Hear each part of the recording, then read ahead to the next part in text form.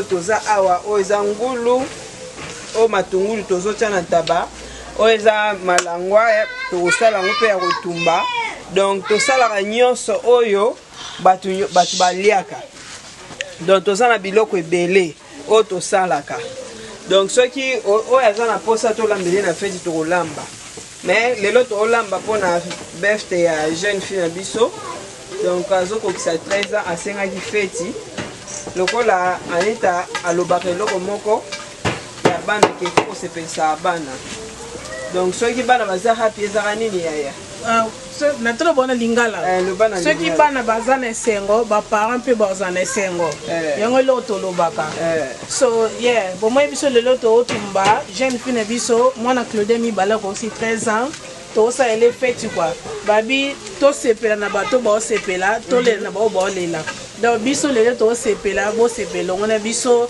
bomoni totumba kande Claude azali alobi biso tosala nyonso tu tolambaka tosala ba décoration tosala nyonso tu donc soko za na feti bomona otaba fresh donc totumba na gumo soko meki batsala na bao bataba mais commentaire na ndenge mabete ya biso za suka na taba o taba fresh donc soza na fête anniversaire ya wedding ya nyonso tu to salela yo to lambaka to salela yo donc nalina profiter na pesa bino super na ba merci belé partout parce que boza na monde entier ceux qui na bina banotanga ba kombo na bino vidéo otanga ebima ezala 1 heure d'ité vidéo pona ko inviter to bosa bato mususu donc to sali pena liste ya bato nyonso tu ezala vidéo mo to sala ezaka juste ya mabanga na mabanga poto pesa bino merci to moni pena bolingo bolakisi biso na bino so bo partager vidéo na biso bato belé botali bo s'abonner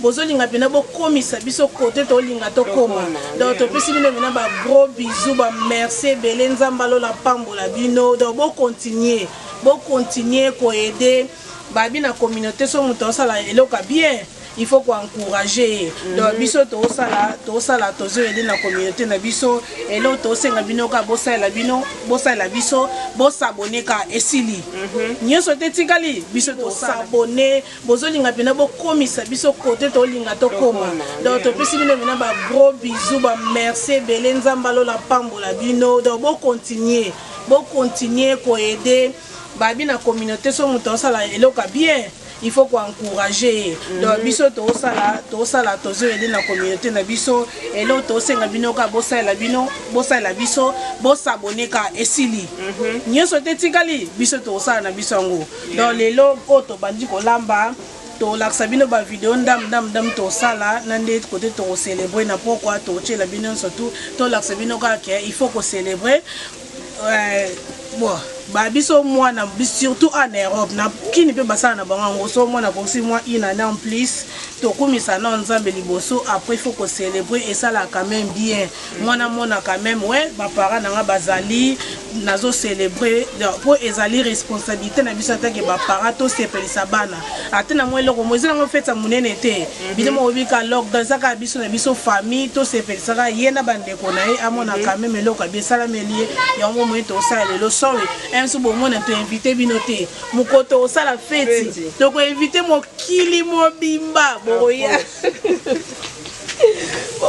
to célébrer ensemble na bino quoi donc yango bo mona to tumba taba donc oyo tabo bo mona olo boko to zwango panani pa mama ni azani mama ni mbete moi ça papa Guillaume donc maman na lama to maman lamba na to donc so la pemeni na foyer kola donc bo mona taba oyo ye moto mona tabonde to sala aloba ouais bana na batika nelembo donc neto ye kola ko sala taba oyo na mi panzi na bisa pipi to sala to ye kola yango pa mama animbeti donc alamba kala donc ouais zaki libanga na ya tongo mami faut foutre donc c'est la code mami ah kutu code te to za biso na biso donc soko tindika transfert ba boko to banga na ya ngwana oyebi ça fait dadi donc banga na ya ngwana papa Guillaume nan ni pisa mbona donc papa Guillaume ya yo ya ngwana donc to c'est la bala ba leli donc il faut bo ça la biso quoi Donc voilà, na minute to suki na to concentrer to na besoin biloko ezika te. To bon na ba vidéo ba étape quoi nde to bon sa bana nde to bon ngama nde to célébrer na pourquoi bon mona yango. To lingi bino mi. Donc bakamundele yango ezo salema. Bakamundele yango donc vous s'abonner massivement, Kamundele yango donc na befte pas côté makamangwa bien tika la simate donc à suivre tout ça c'est la carte à la préparation to lingi bino mingi à suivre bisous bye.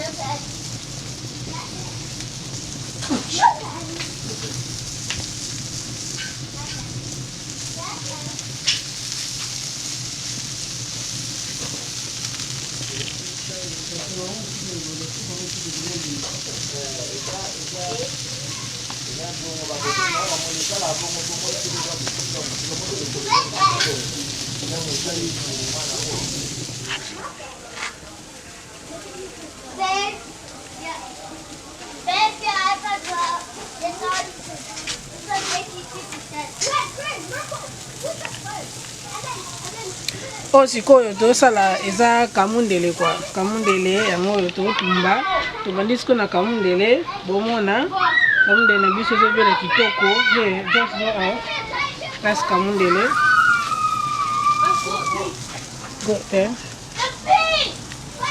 so oyo eza na ya kobela nanu te quoi oyo eza sauce à pete soft chicken tosali déjà so tozo continuer quoi.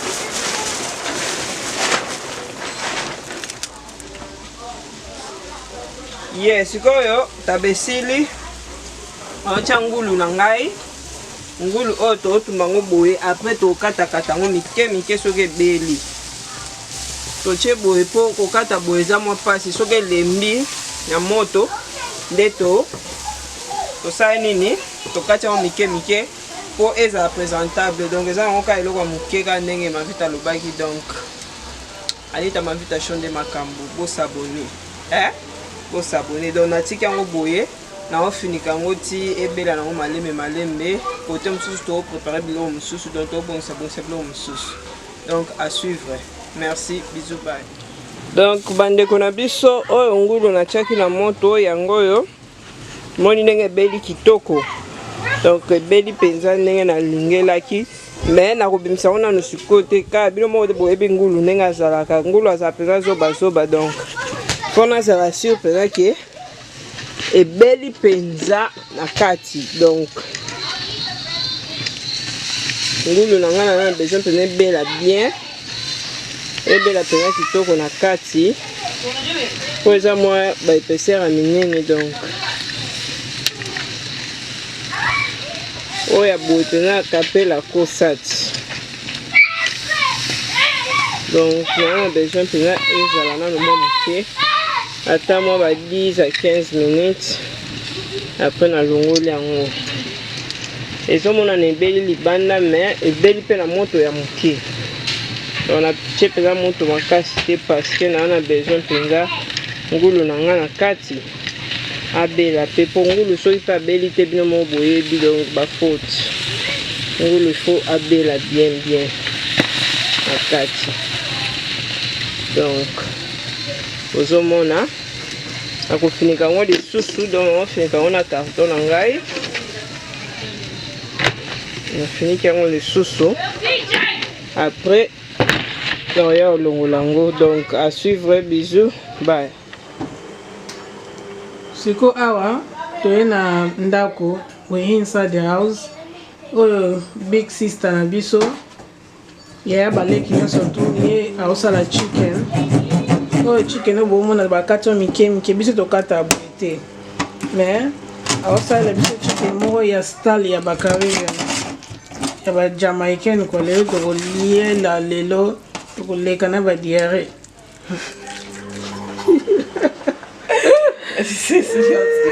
Look, what kind of chicken is this? Eh? Chicken bakato miki kilo kola fumbwa. Mais et aussi mbatan au sala ngo season ngo e bima nice bo mona. Yeah, chicken no o sala ba benga ngo ninyo please. Stew chicken. Ba benga nini? Stew chicken. Le bon matin en français en anglais pour pas s'abonner so ba comprendre. I say stew chicken in English. In Lingala. Ngapene poulet stew. It's stew chicken. Bino mo boyoki quoi. So comprendre so comprendre te eza yote. Donc bon mo na mota na ozongela bino tango wando tango ba saisonnement ya bon mo na ndenge bima donc o ezali chicken no sauce oyo ya ba Jamaïcaine balamba boye yango moni lelo obetela biso ngo a quoi. Donc à suivre to tshela bino mo bima yo. Bye. Listen, this kid are taking me. Sikoyo banjo taba season the chicken. Me belite mezo bimisa tsunga awa.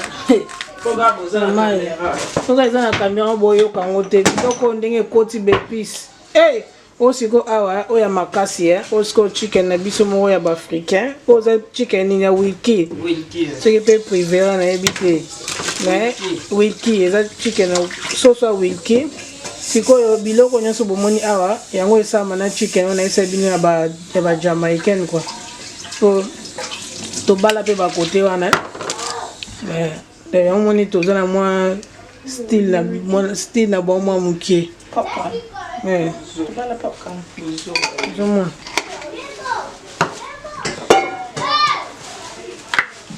Iloko ezokota awa. Hey.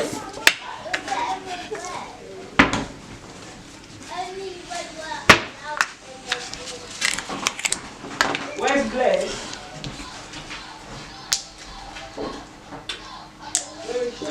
Blaise.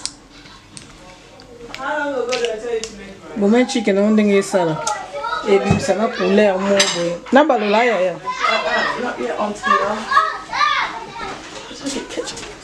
Kasi tout le monde a déjà couleur ezobimisa. Oh no, I'm gonna put brown in sauce. It needs to go brown, remember? Donc azo chango ekoma chocolat, ekoma chocolat bima chocolat. Eza chicken mo bezala na ndie mo sucre non? Yeah. Eza soso mo ebimisa ekoma na sucre. Donc basi matin to sala pena cuisine pena azolamba alaksa bilo na so china kati melelo aboyi ne ko lakisa. Abi alaksa bino basi matin olamba. Po ezaka mo flash kabo mona. Soso le ndenge ozala somo wa tala bomon Soso ngo solo hein? Et bien c'est d'ailleurs sur le kitoko et pesa na nzala To ça déjà lo sopo tombia non. Bon soso on se connaît là ko nyombe na semoule. Yeah, and the rice, plant in. Mais là c'est mon Biso biso ba congolais na golia soso bena semoule te lo ba secret boy. I'm gonna nakukata oyo and then tukuzunga. Okay. Bolanda lingala na etalo bilinga ne kitoko makasa bina kokata oyo ya tokozonga.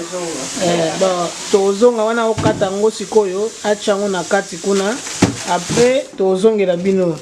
Donc tosala video ya bien alaksa bino bendenga sala chicken wana lelo te weza kaka lelo to préparer pour na bœuf ya Jojo métola noire. Jeune fille na biso aussi 13 ans pardon à célébrer kaka tant nzamba pamboli faut célébrer faut utelisa pe mwana donc ba kokolisa mwana tia komi na 13 zelo ka mukiete donc voilà quand on biso to célébrer lelo please bino pe se bozali bo célébrer na biso kana molimo quoi ba célébrer kaka. Okay, everyone. Achie, momoni achie abakisi matungulu ndembi na mafuta. Donc, azo sangisa ngo sikoyo ne bozomona amixa ngo po ebalana. Matungulu esangana na soso épices nyonso esangana penze kota très bien. Ne bozomona. Donc, soso oyo eza pena suka. Donc, so oliaka nini Caribbean food oyebi. Il faut faire comme Babilo au Moussou parce que tous les Arabes sont africains. Bah, jamais on a besoin d'Africains. Yeah. Donc, quand les moni n'engazo sangisa, azosangisa soso na ye kitoko. Wow.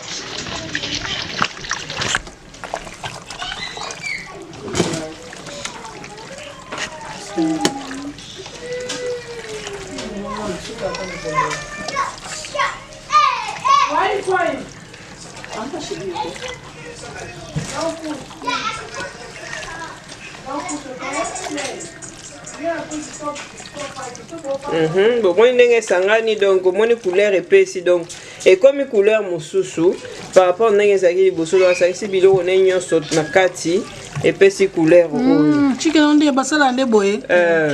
So I'm going to put it in the oven. I'm going to put it on the stove. I'm not going to add water, no nothing. It will make its own juice. Okay. Nenga aza boye, donc nenga sangisi yango boye azo chango na nini na moto. Et lamba makara boye sa arocha maite donc a bilo nenyo so tie akayi mufiniku comme ça et bimisa sauce na ngomoko bimisa mai na ngomoko donc asa besoin kuta ba isa maite donc nenge bozo mona ezoki na moto sikoyo allez à suivre to kutani na prochaine préparation. Yeah, next time il faut ça vidéo puis non l'accent au lambi yango. Yeah, au sala on est bandeli donc l'accent nga zo sokola soso na e asokoli soso na e peza kitoko donc. Est-ce que photo ça vidéo bandeli nyonso donc tant on sala vidéo na e ya kolamba bo mona nenga lamba kalamba pena propre donc on demande que ça jeune fille mais alamba très bien donc tokutani na préparation mosusu ne tozo la kisabino ndamu donc ba préparation c'est belé. Merci à suivre. Bye. OK, tozongi lisusu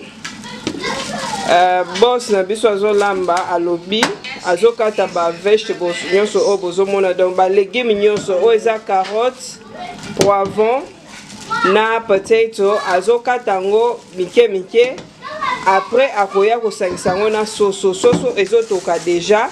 Tant au sensana soso a de la soso e bimisa mai na ngomoko donc bozo mona soso yango moni mai ndenge bimi donc asa besoin o cha mai te sikoyo azozele toka penza ebela mwa bien nde aye ko bakisa babiloko o nyonso bozo mona awa akokata katango azosokola ngo après kati yango asali nini asangisi yango pona soso na ye ezala na bagu nyonso donc soso ngo balamba ngo boye.